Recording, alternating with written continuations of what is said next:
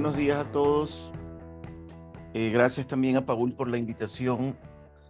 Un poco, eh, sí, es un tema que se está volviendo, está despertando bastante interés. Es un tema que no es nuevo, pero debido a la evolución de algunas cosas, entre ellas el poder de cómputo, es posible ahora que tengamos una solución o una propuesta de producto basado en inteligencia artificial que sea bastante interesante y que esté haciendo cosas que sorprenden. Entonces, probablemente el producto más llamativo o que ha causado mayor revuelo es ChatGPT, y por eso un poco tratar de explicar cómo funciona de una manera que podamos entender, ¿no? A veces hay temas como este de aquí, que involucran mucha matemática y muchas ecuaciones detrás, pero vamos a tratar de abstraernos bastante de eso y, y razonarlo de una manera un poco más lógica, porque realmente así es como funciona. El tema de la inteligencia artificial ha comenzado realmente como una suerte de emulación del cerebro humano, y probablemente las ideas que están detrás vengan de esa fuente, de esa inspiración, de tratar de emular el cerebro de una persona. Entonces, bueno, voy a compartir la pantalla.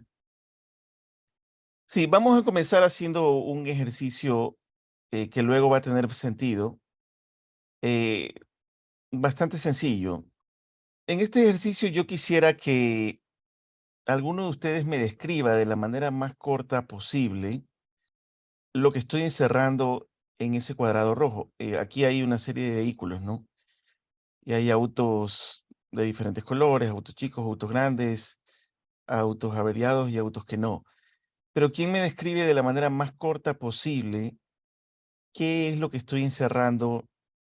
¿Cómo podría describirme? Imaginémonos que estoy en un parqueadero y le estoy explicando a alguien cómo encontrar mi auto. ¿Qué le diría para que lo pueda encontrar? Si alguien se anima. Bueno, veo que están interactuando por el chat.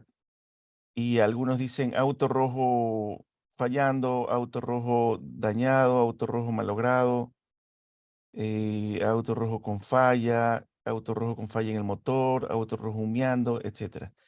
Lo vamos a dejar ahí por ahora, pero es verdad, es un auto rojo, vamos a decirlo, averiado. ¿Ok? Creo que todos estamos de acuerdo en eso. Ok, ahora sí vamos a comenzar la charla, luego va a tener sentido lo que acabamos de hacer, no es una locura más.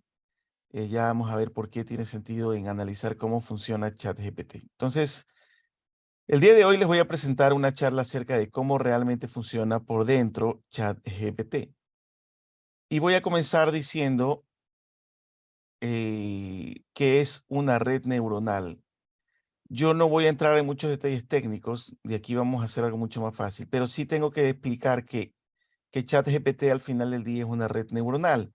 Una red neuronal es una red computacional que trata de emular el cerebro humano, que está compuesto eh, por neuronas, ¿no?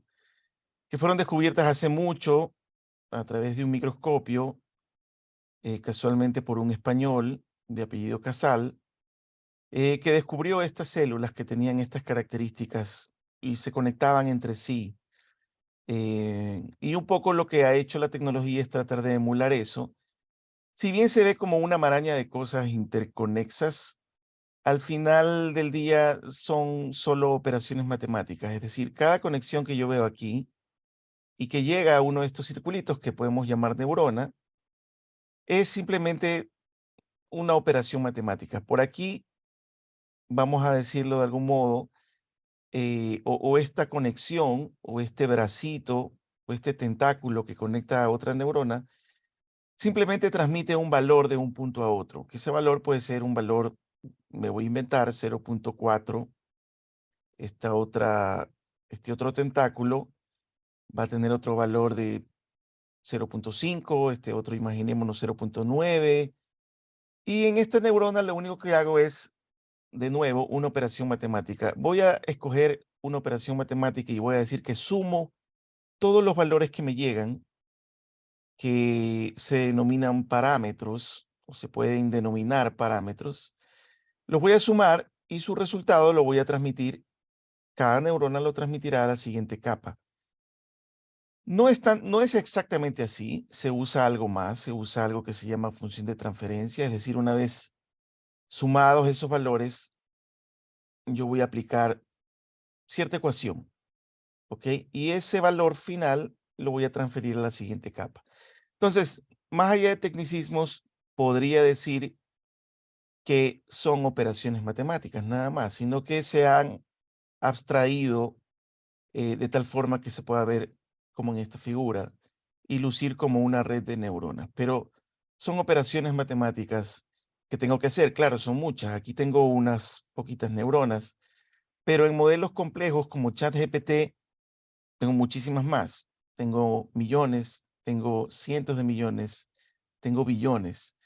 Entonces, puedo escalar esta red tan grande como yo quiera. Ya vamos a ver que precisamente el tamaño tiene mucho que ver. Estas redes, hace muchísimos años, cuando fueron inventadas en los 70s, resolvían problemas muy sencillos, pero no eran capaces de resolver problemas complejos.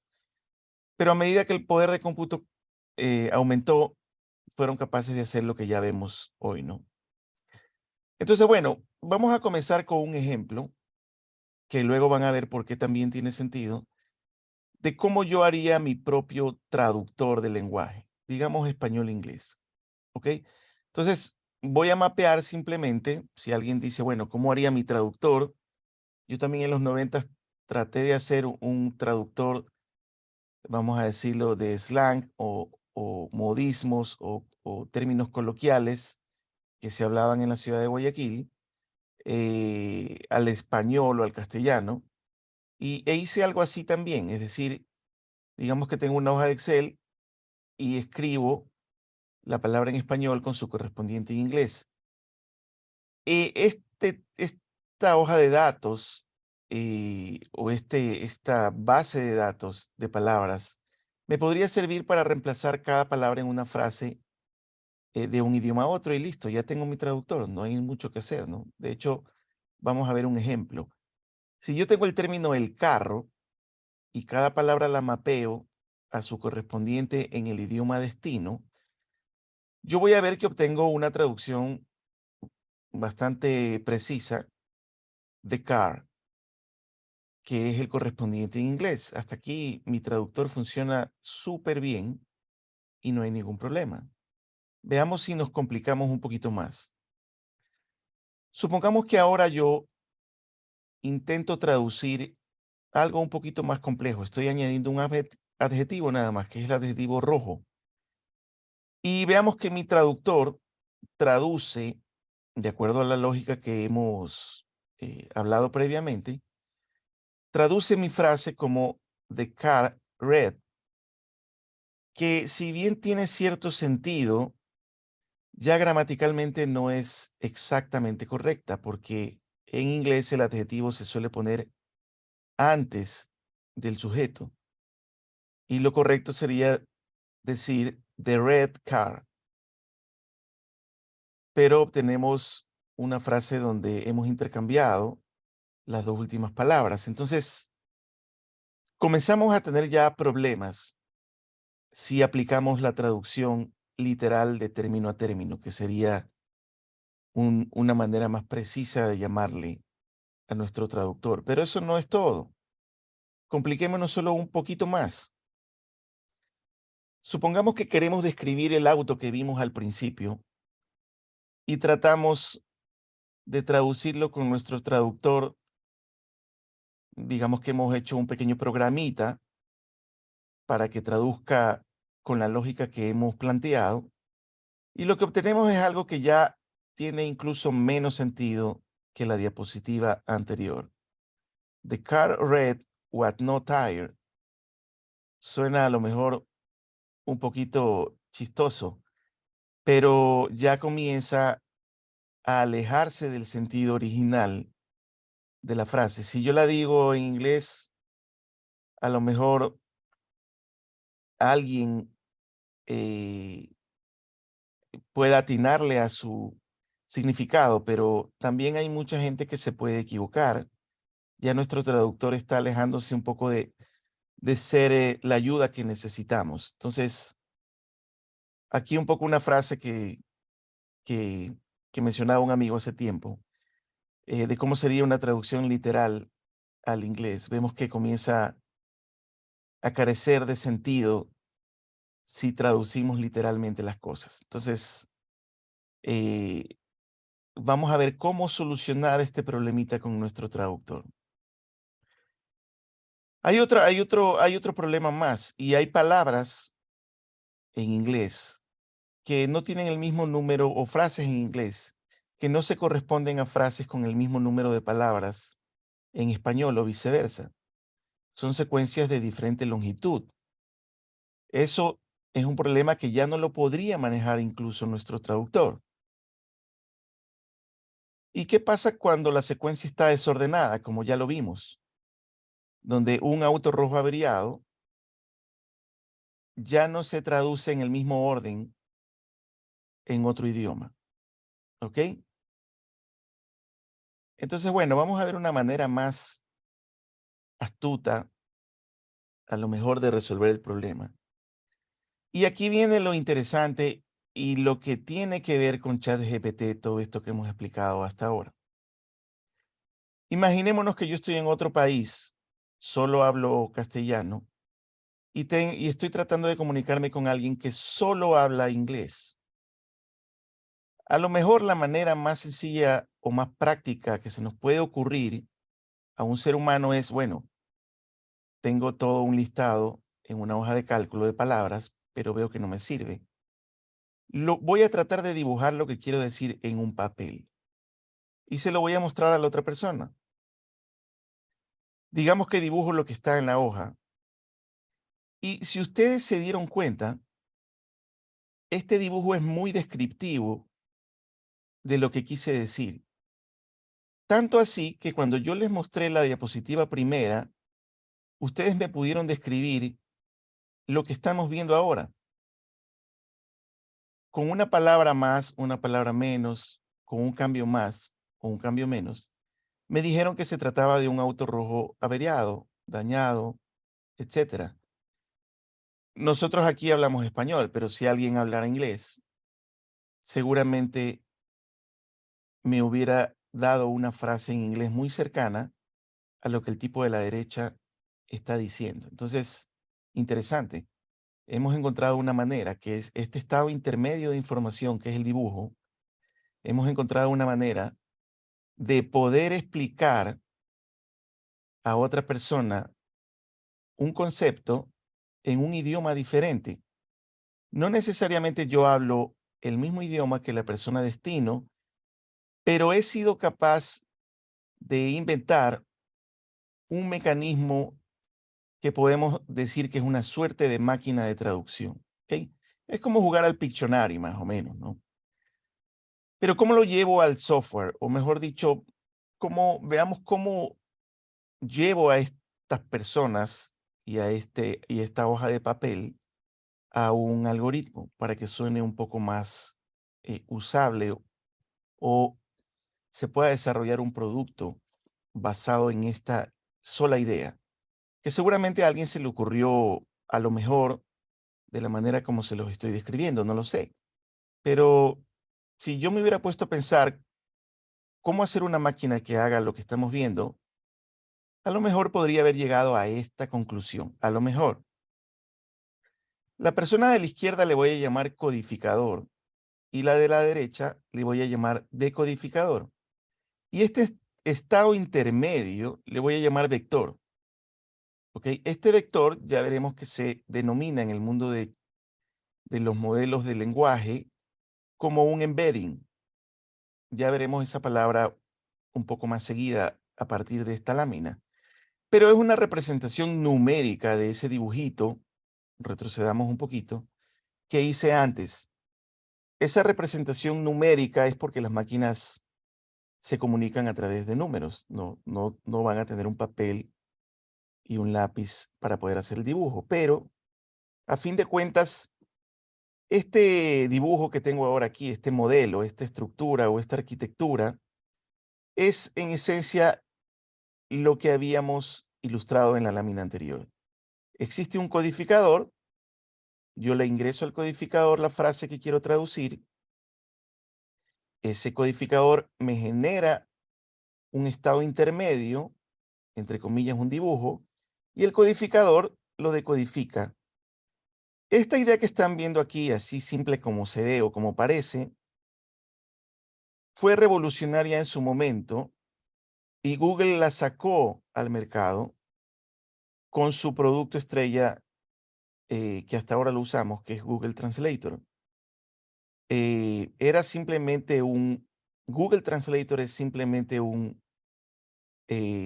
algoritmo basado en una arquitectura codificador decodificadora. Pero eso es todo.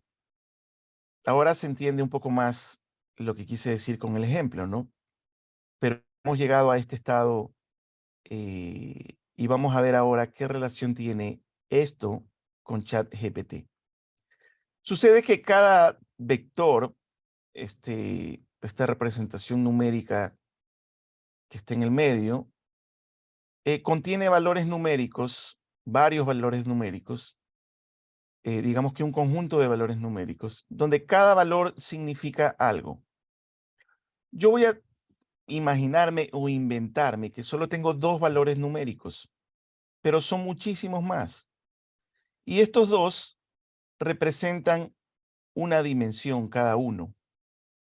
He escogido dos porque es lo más fácil, ¿no? Porque es fácil dibujar en un papel dos ejes o dos dimensiones. Y yo me he inventado este dibujo realmente. Es un dibujo donde pretendo mostrar animales o mamíferos dibujados en un diagrama donde una dimensión es rapidez y otra es tamaño. Es decir, mientras más rápido sea el animal, más arriba estará, y mientras más grande, más a la derecha estará. Entonces, he dibujado solo unos cuantos, pero hay algo interesante si ustedes profundizan más en este dibujo. Y es que se forman ciertos grupos que están relacionados entre sí, o al menos yo he resaltado uno en azul: chivo, vaca y cerdo. Obviamente el chivo no es tan grande, no está cerca del rinoceronte y el elefante, y no es tan rápido, no está mm, arriba del tigre, ¿no? Pero vemos que hay algo en común al menos estos animales que están en azul, y también vemos otros grupos que podríamos decir que son clústeres o grupos, y cada uno como que tiene cierta conexión entre sí. Chivo, vaca, cerdo, yo podría inventarme y decir que son animales de granja, o rinoceronte y elefante podríamos llamarle las grandes bestias de la selva, no sé. Gato y perro son animales domésticos, y así podría graficar otras cosas que se podrían comenzar a agrupar o tener cierto sentido. En general, en el mundo de los algoritmos de inteligencia artificial, un embedding, voy a retroceder, es decir, esta representación intermedia que le da sentido a las cosas, no es otra cosa que esto, no es otra cosa que mapear números en diferentes dimensiones: rapidez, tamaño, pero yo podría decir también, podría tener también otros ejes, podría tener uno más, por ejemplo. Yo voy a decir número de patas con las que camina, y a lo mejor el canguro estaría diferente o diferenciado de estos que está aquí porque camina en dos patas. Pero hasta tres dimensiones yo lo podría visualizar en mi cabeza. Si tengo cuatro, ya se me complica. Si tengo cinco, ya se me complica más. Si tengo 40, y es más complicado. Los embeddings en la práctica pueden llegar a tener muchísimas más dimensiones que esas que he mencionado. ¿Ok? Y algo interesante es que si yo lanzo una línea o un vector, que realmente así se llama, hasta el punto donde está cada animal, y yo calculo el ángulo, por eso es que tengo aquí este símbolo que significa ángulo, entre un animal cualquiera y otro. Mientras más grande es ese ángulo, más diferente es el concepto. Y es lo mismo que vamos a ver que ChatGPT hace al final del día. Esto es algo más complicado, son embeddings también. Alguien tomó, les puedo dar el link de donde se calcula este gráfico. Alguien tomó mucha literatura a través de un algoritmo, hizo que un algoritmo, bueno, realmente se fue a la Wikipedia y se puso a ver las referencias de libros. Por ejemplo, si tengo un libro y en ese libro al final dice referencias, eh, me voy a inventar, aquí dice, por ejemplo, la Enciclopedia Británica, entonces lo pongo en esta lista y dibujo un punto, así como hicimos antes con los animales.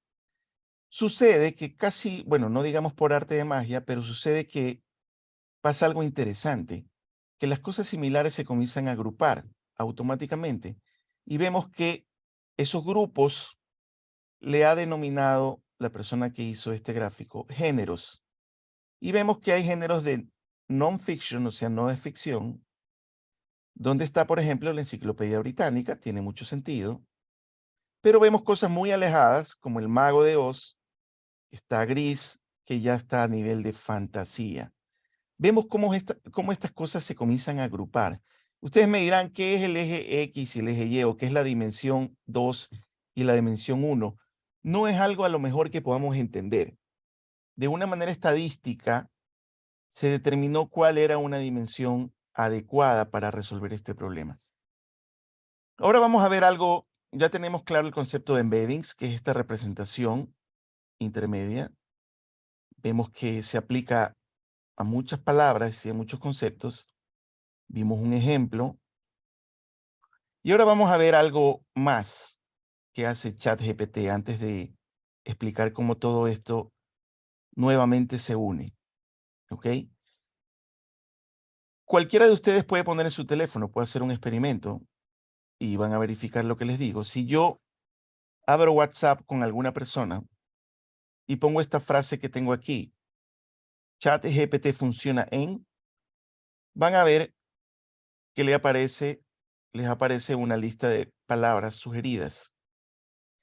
Si yo presiono cualquiera de ellas, yo presiono cualquier y veo que ahora estoy en este estado de acá, ahora ya la frase no es ChatGPT funciona en, sino ChatGPT funciona en cualquier, me aparecen nuevas palabras. Esto que estamos viendo aquí no es otra cosa que un algoritmo que está en nuestro teléfono que predice una palabra a la vez. Y aunque ustedes no lo crean, es lo mismo que hace ChatGPT. ChatGPT es un modelo o es un algoritmo o está basado en un modelo que se llama GPT, que al fin del día es un algoritmo que me calcula la siguiente palabra. Ustedes me dirán, bueno, entonces si yo le escribo algo a ChatGPT y le doy enter, me generará una respuesta. Pero ¿por qué si se lo vuelvo a preguntar me genera una respuesta diferente? Si siempre me predice la siguiente palabra más probable. La respuesta es que hay cierto grado de aleatoriedad que se introduce intencionalmente para añadirle cierto toque de creatividad o impredictibilidad a lo que escribe ChatGPT. Es decir, si yo estuviera en mi teléfono, no siempre voy a escoger la palabra de la izquierda, sino que a veces la de la derecha, a veces la de la izquierda, a veces la de más a la derecha. Y en esa impredictibilidad, yo voy a obtener una frase diferente cada vez. Así es como ChatGPT nos produce un resultado diferente cada vez, pero siempre dentro de un contexto que le da el embedding de la frase. Y ya vamos a ver algo de eso. ¿Ok? Si ustedes se ponen a pensar, eso es lo mismo que hace un ser humano. Cada vez que ustedes hablan, como yo ahora, me estoy inventando una frase o una palabra cada vez. Cuando lo que digo está más o menos automatizado en mi cabeza, yo hablo de corrido, pero a veces si quiero pensarlo mejor, si estoy en una entrevista y tengo un poco de temor de decir una frase incorrecta, yo hablaré más lento y trataré de pensar en esa siguiente palabra cada vez de una manera un poco más cuidadosa. Pero lo mismo que hace el teléfono es lo mismo que hace el ser humano, al menos conceptualmente hablando, y es lo mismo que hace ChatGPT. ChatGPT es una máquina interesante, pero desde el punto de vista de lo que se puede lograr con inteligencia artificial, es solo un subconjunto de cosas. Sí, es muy útil, suena muy coherente lo que dice ChatGPT, pero es porque él ha calculado cuál es la probabilidad de que la siguiente palabra en una frase sea una palabra determinada y la escoge. Y hemos visto que no siempre escoge la misma, a veces una un poquito diferente, pero que esté cerca del embedding de la palabra que el algoritmo predijo que puede estar. Por ejemplo, imaginémonos que estas son palabras, no libros, y si yo creo que la siguiente palabra en la frase es esta, puedo a lo mejor escoger otras palabras cercanas que le den sentido a la frase que estoy tratando de elaborar. ¿Ok? Entonces ahora vamos a poner nuestra figurita de las dos personas con el dibujo de otro modo.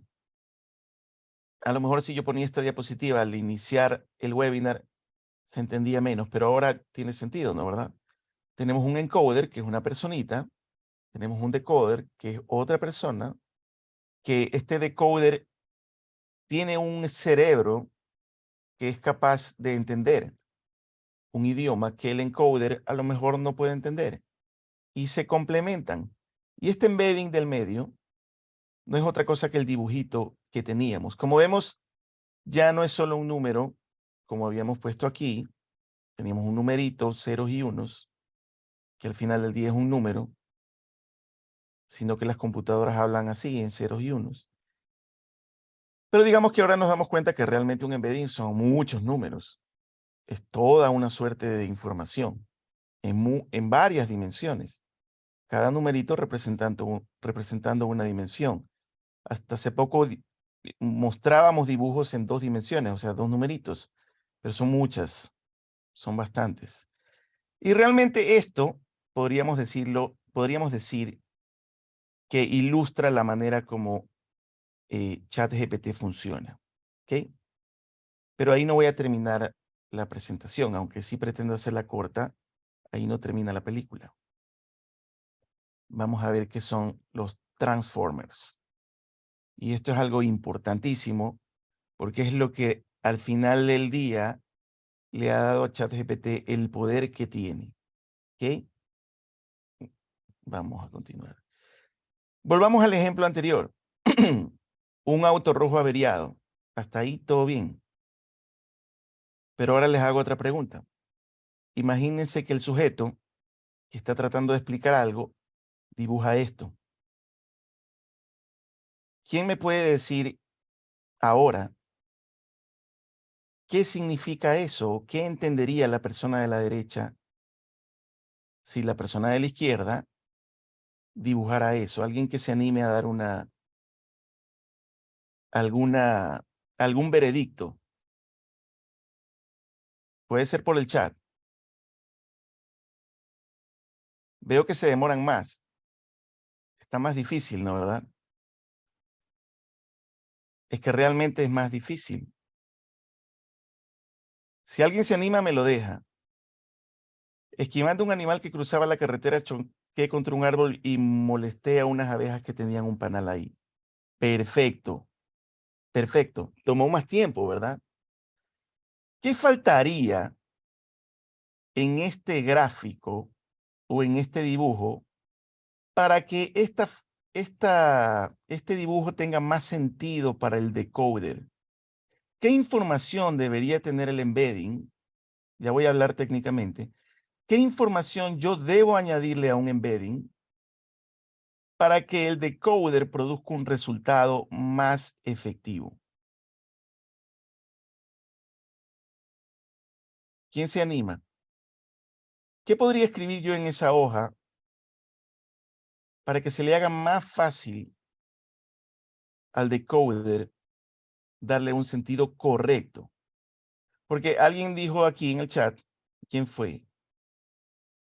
Bueno, alguien acaban de decir cosas muy interesantes, muy interesantes. Han dicho a qué hora, secuencia, orden, numerar las imágenes, acaba de decir Roberto Caballero. Y es precisamente lo que se hace.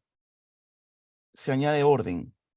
Si yo le añado un número a cada imagen, primero estoy conduciendo, dos, un auto rojo, una carretera, un venado, un vehículo averiado, un árbol, un panal de abejas y una abeja enojada, ya comienza a tener sentido lo que ustedes predijeron, no yo. Miren que ustedes dijeron, Diego Pulido lo dijo. Voy a leer lo que escribió Diego Pulido en el chat. Conducía por el bosque, había un hermoso ciervo y una abeja me picó y choqué el auto. No es exactamente lo que yo quería explicar, pero es casi, casi, se acerca bastante. ¿Qué más le podría añadir aparte del orden? ¿Saben qué más le puedo añadir? Algo interesante. Se llama relaciones o atención. Y ese concepto fue clave en el desarrollo de ChatGPT, o mejor dicho, de los modelos de lenguaje como GPT. Si yo relaciono las cosas que están ahí, por ejemplo, la abeja que está al final enojada, le pongo una flechita con la persona, ya puedo intuir que esa abeja le pudo haber picado y que la historia puede ser más o menos así. Yo iba conduciendo mi auto rojo en la carretera, se cruzó un venado, por esquivar el venado choqué contra un árbol que tenía un panal de abejas, se enojaron y me picaron. Si yo desordeno estas cosas y las pongo en diferente orden, podría significar una cosa totalmente diferente. Y si yo pongo las abejas antes y después el choque, podrían ser las abejas la causa del choque. Pero como están ahora y con el orden y las flechas que están, probablemente la causa del choque fue el venado y luego me picaron las abejas. Interesante, ¿verdad?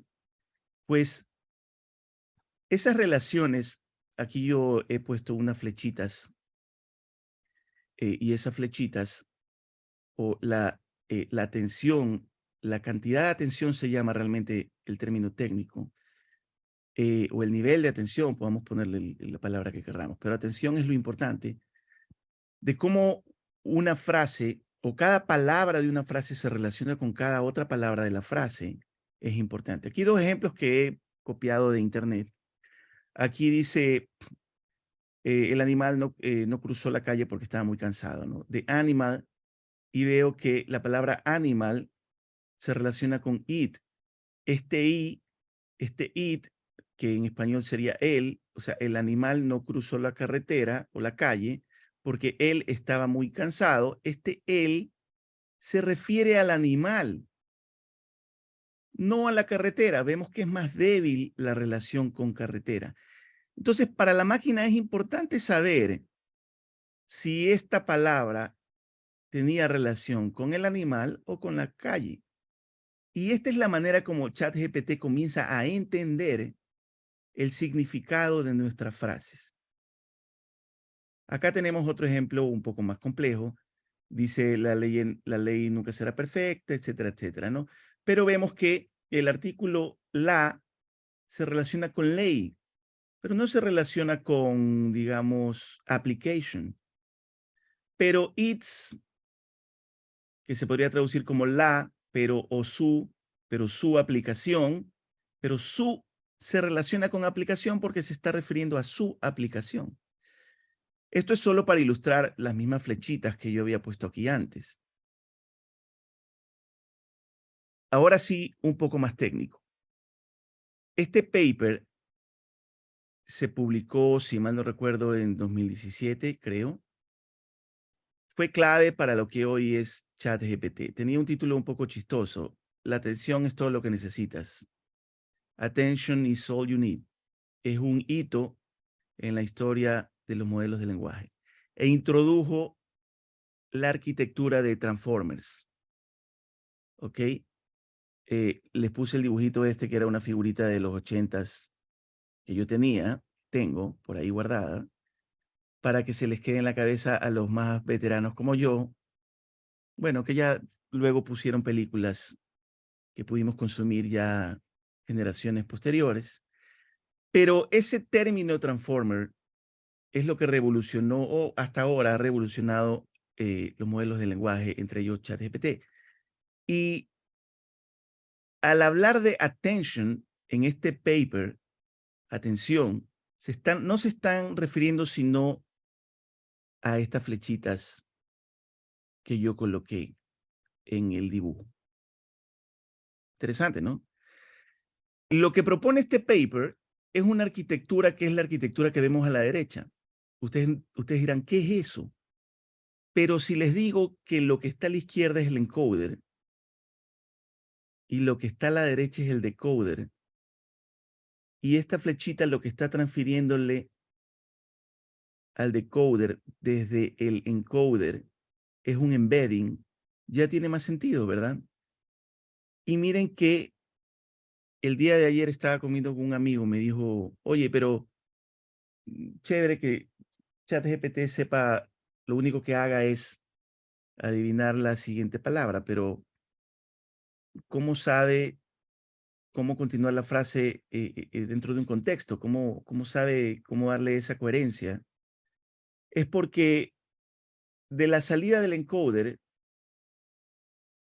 yo me retroalimento y vuelvo a ingresar esa palabra o esa frase al mismo encoder. Es decir, para calcular la siguiente palabra, yo necesito conocer la frase anterior o lo que tenía escrito hasta el momento, como acá.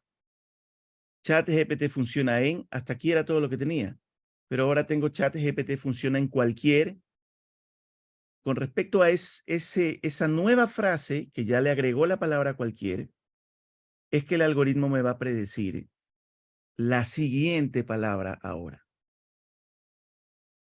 A pesar de que les explico que el encoder es lo que está a la izquierda y el decoder es lo que está a la derecha y en el medio se intercambian embeddings y la salida del decoder vuelve a entrar por algún punto al mismo decoder, todavía suena un poco confuso.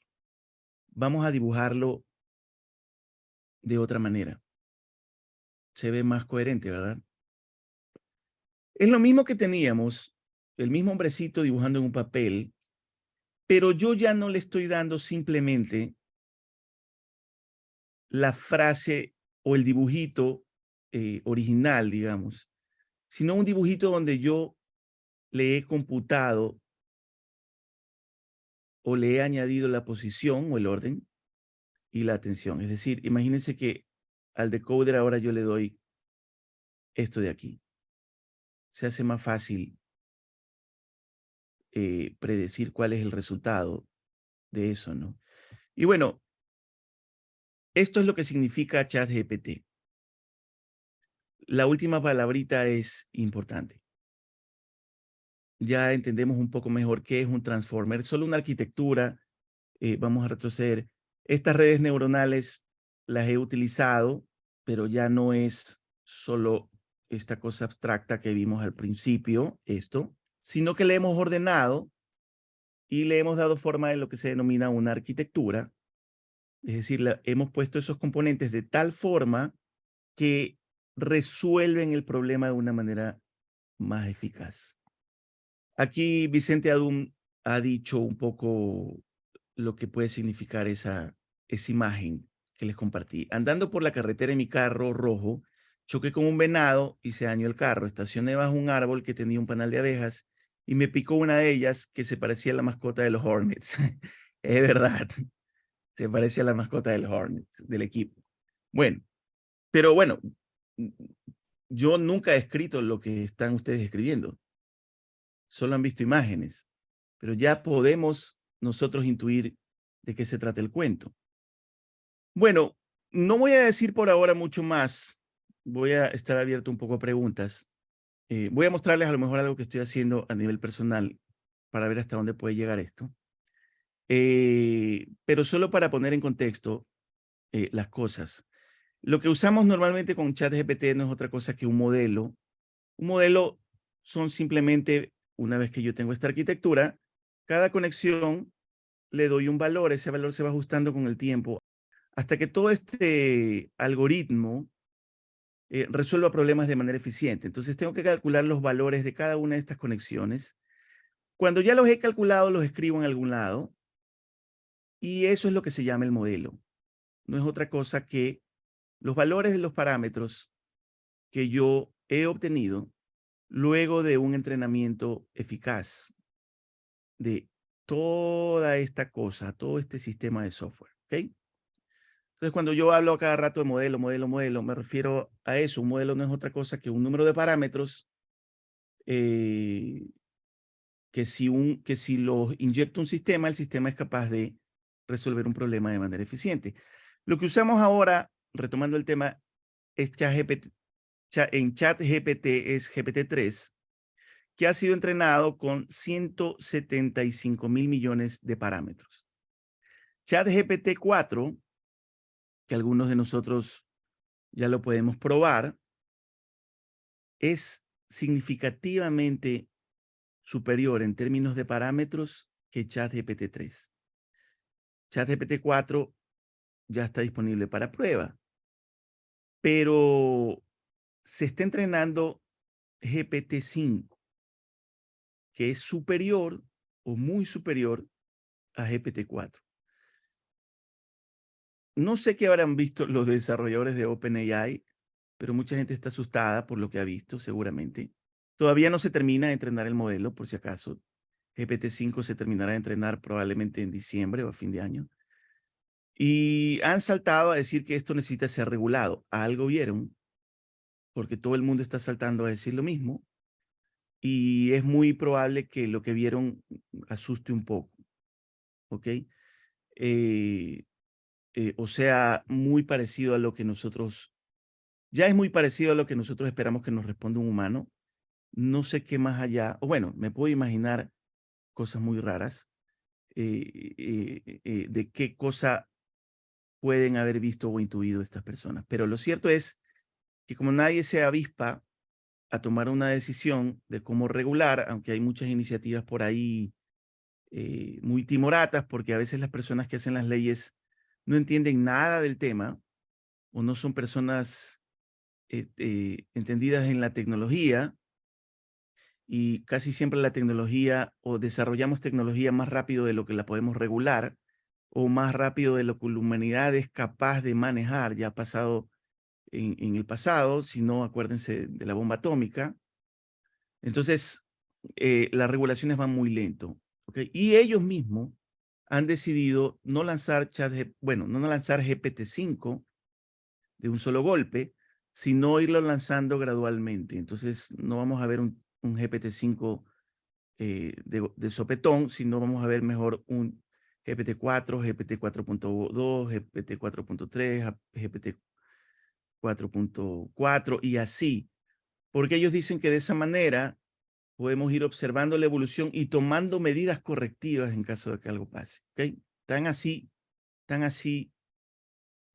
drástica puede ser la cosa. Puede ser el invento de mayor impacto en la historia de la humanidad, puede ser el siguiente paso lógico en la evolución del ser humano, no se sabe, ¿ok?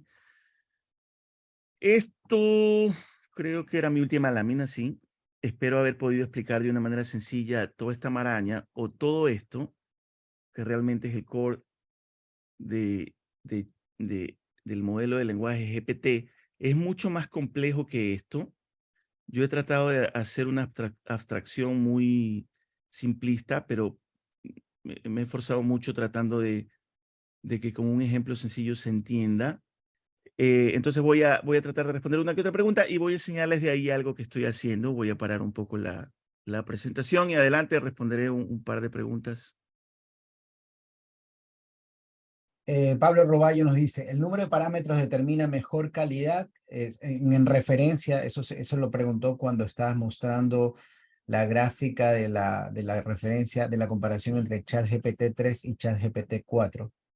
No necesariamente, si bien es cierto, mientras más parámetros, mejor, es decir, el modelo ChatGPT, mejor dicho, siempre se me mete la palabra chat, pero realmente debo referirme al modelo. GPT-4 es muy superior a GPT-3, pero no directamente proporcional al número de parámetros, porque debería ser miles de veces superior o cientos de veces superior, pero no lo es tanto así. Es decir, si bien es cierto, mientras más grande es el modelo, mejor, es probable que lleguemos a un punto donde sea tan grande el modelo que si yo hago un modelo mucho más grande, ya no obtenga resultados drásticamente superiores. No sé si me explico.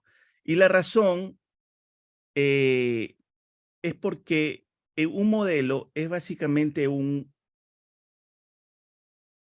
es comprimir la información, se podría decir de algún modo, del mundo, es decir, GPT se entrena en base a documentos que están de libre disposición en la web, libros que han sido escaneados, etcétera. Y todo eso lo tengo que comprimir en un espacio muy reducido de información.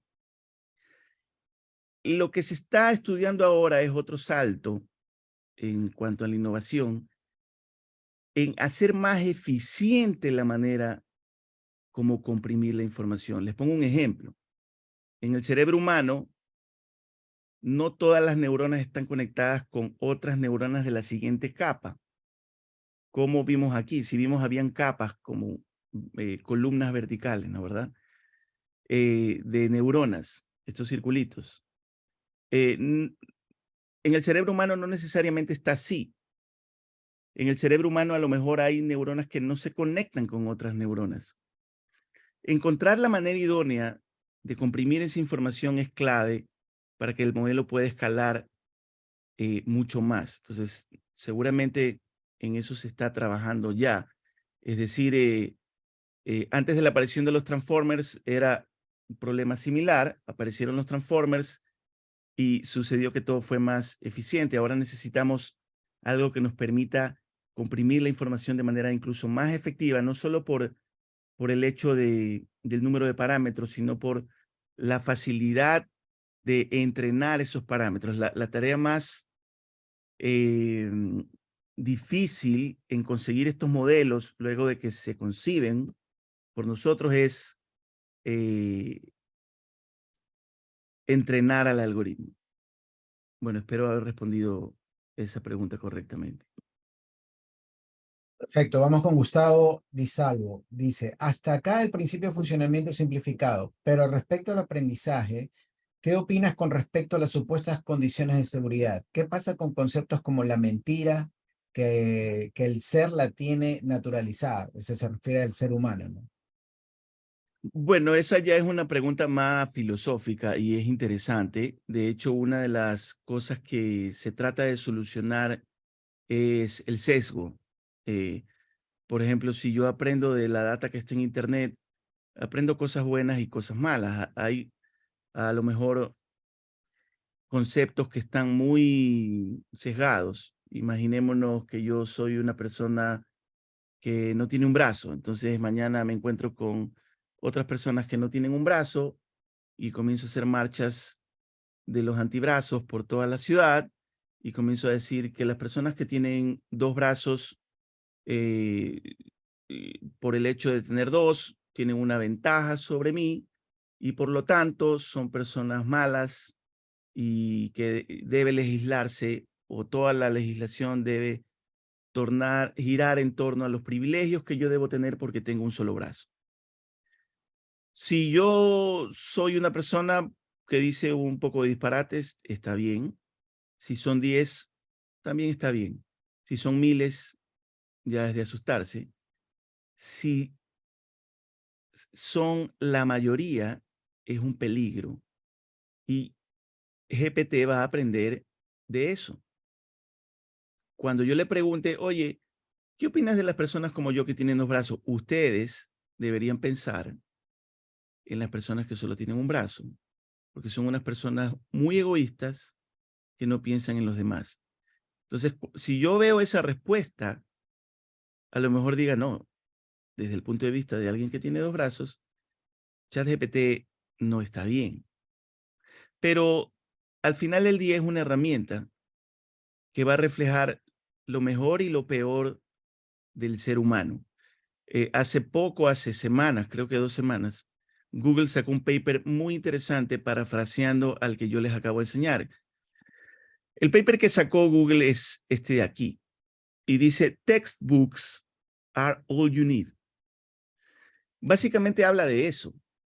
Habla de que en ciertos escenarios yo no quiero aprender de toda la data, sino solo de data muy curada y muy selecta, por eso dice textbooks, libros de texto. Y de esa manera yo soy más eficiente en resolver problemas que si leo cualquier cosa. Y nuevamente, esto se relaciona mucho con la manera que el ser humano realmente piensa. Si el ser humano se pone a leer libros curados, libros de texto, vamos a decirlo, y no revistas de chismes, vamos a decirlo, no es que estoy criticándolas, probablemente pueda resolver problemas más complejos y es simple lógica. Pero aquí lo están demostrando. Bueno, perdón, Microsoft Research estaba cometiendo un adulterio tecnológico. No era Google en este caso, era Microsoft Research que lanzó este paper, ¿no? Miren la fecha, es del 20 de junio, o sea, es recién. Lo que ellos están diciendo aquí es eso, ¿no?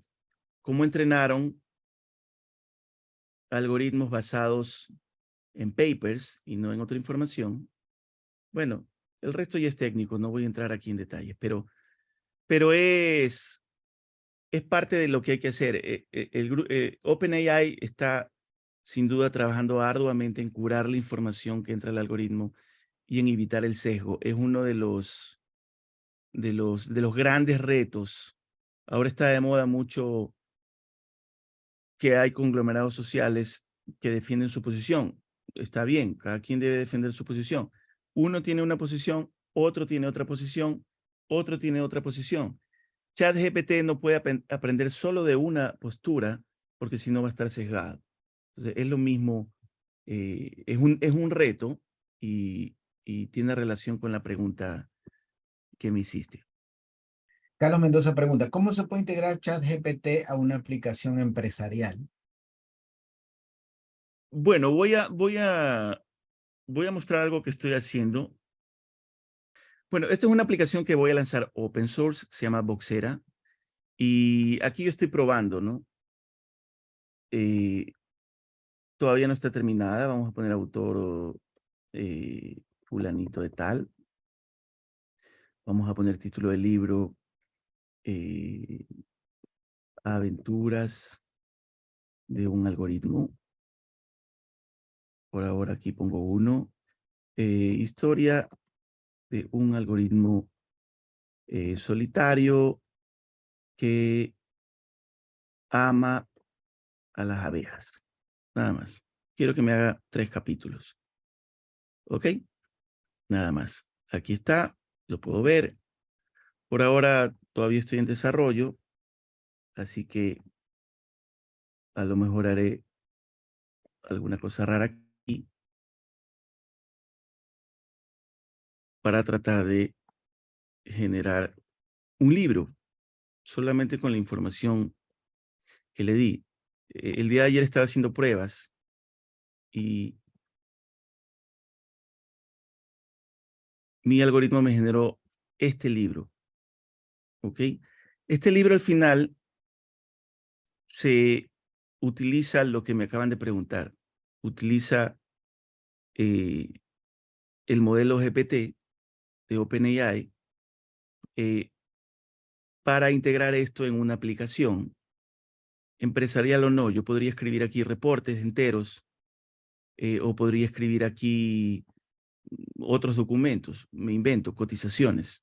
Imaginémonos que yo le digo que me escriba una propuesta para un cliente, lo puede hacer. ¿Cómo lo hago? No voy a mostrar todo porque es complejo y no es el espíritu de esta charla, pero puedo mostrar un poco de mi código.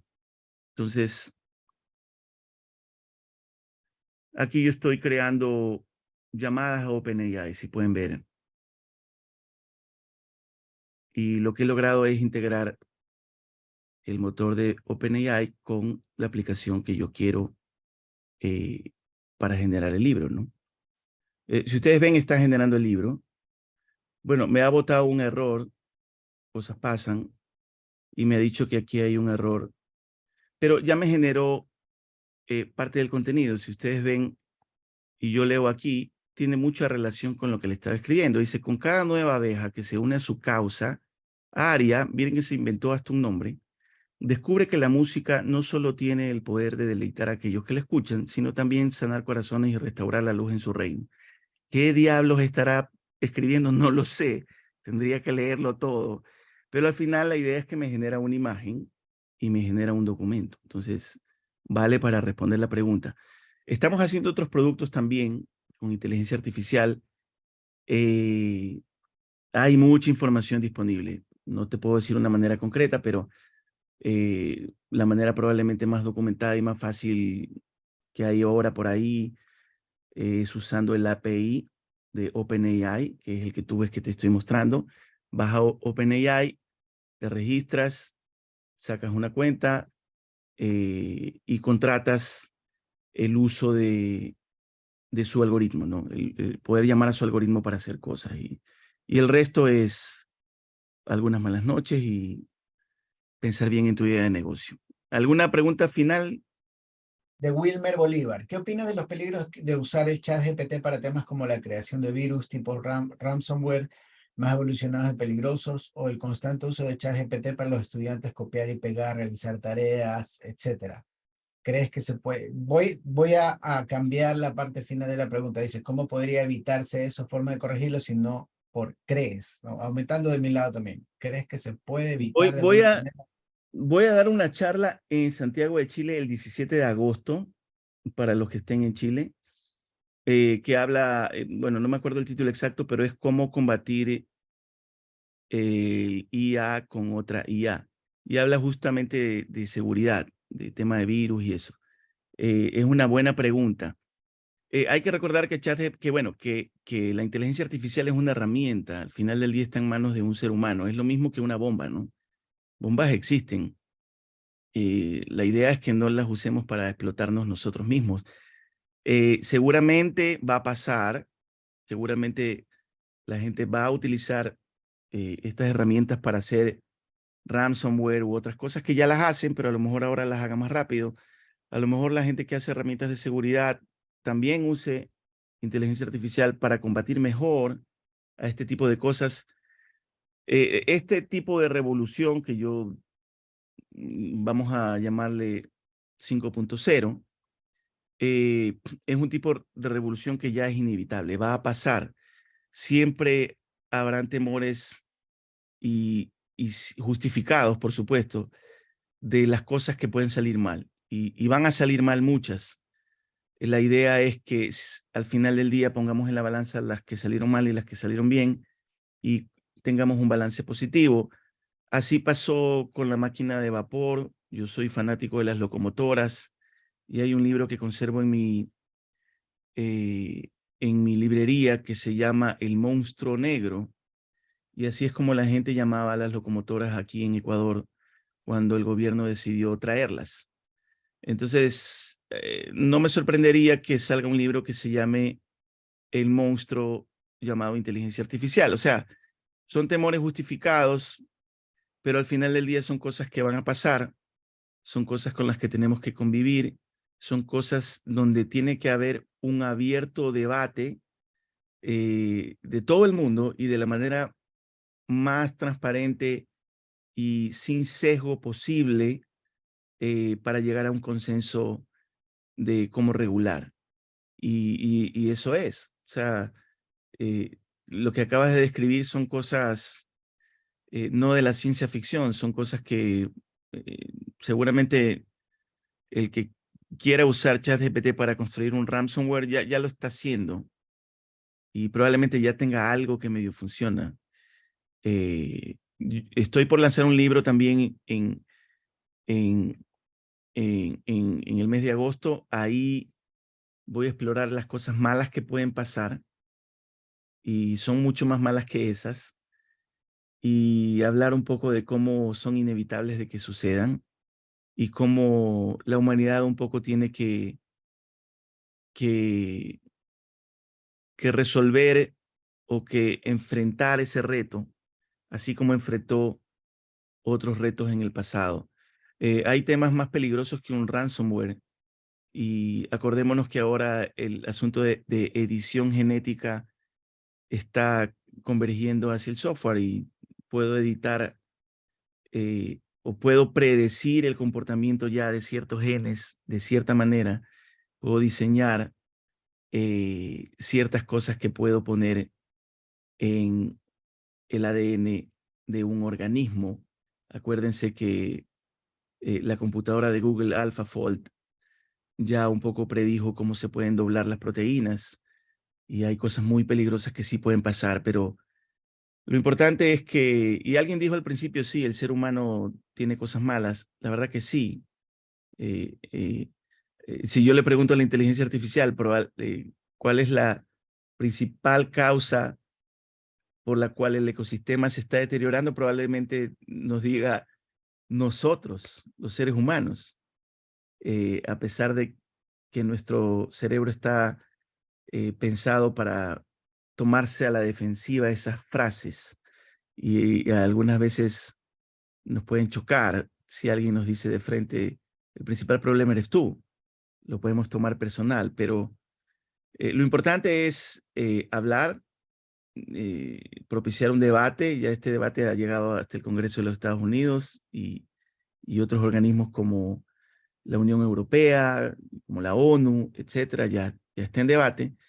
La cosa es hablarlo de la manera menos sesgada posible y pensando en la humanidad y ya no en los países y las fronteras y qué me conviene a mí y que la inteligencia artificial no caiga en manos de los chinos y los chinos diciendo que tienen que monopolizar esto y que no caiga en manos de los estadounidenses solamente y que si tiene que ser abierta o ya tiene que ser cerrada para que no se pueda copiar y que etcétera. Eso hay que hablarlo de la manera desde el punto de vista del ser humano y la humanidad en general. Bueno, eso todo. Alguien dijo Skynet y 2001 dice en el espacio. Bueno, vamos a ver qué se cumple y qué no. Muchísimas gracias por el tiempo de ustedes. He tratado de ser conciso y dar lo más coherente posible una presentación. Es un tema difícil, la verdad muy difícil de explicar de una manera entendible, pero tiene que ser explicado de una manera entendible tarde o temprano. Debemos hacer un esfuerzo todos para eso porque es lo que van a usar las próximas generaciones de manera natural. Entonces, es importante poder explicarlo bien. Trataba de hacer un esfuerzo con las limitaciones obvias de explicar un tema con esa complejidad, pero espero que les haya agradado. Muchísimas gracias, un abrazo a todos. Gracias a Open Expert por la vitrina. Edgar, muchísimas gracias. Yo voy a cerrar solo con una cosa. Cuando alguien mencionó sobre el tema de, o tú mismo creo que fue que mencionaste lo complicado que era, por ejemplo, soltar ChatGPT 5 de golpe y que lo estaban analizando, me vino a la mente que por estos días se está presentando la película de Oppenheimer, ¿no? Y las coincidencias me hacen pensar en las catástrofes. Así Bueno, que un poco para poner en contexto, Oppenheimer fue una de las personas que estuvo en el proyecto de la bomba atómica y para entender el contexto. No me he visto la película por si acaso, pero supongo que de eso se trata, ¿no? sí, por ahí va. En todo caso, muchísimas gracias a todos. Edgar, muchas gracias y nos vemos la otra semana en el próximo webinar. Saludos.